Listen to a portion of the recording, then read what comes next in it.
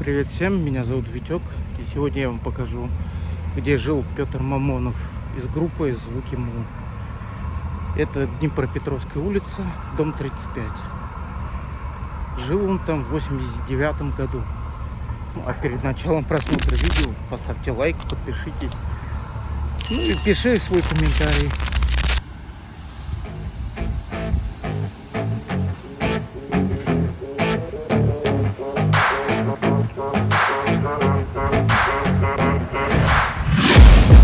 Taking shots at the enemy. I'm gonna make it to the top, leave a legacy.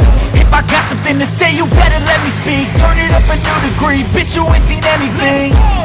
I pop off with the new rock, electronic, blow the sonic roof up. I'm too honest when I take a few shots. They're too toxic, need to take the noose off.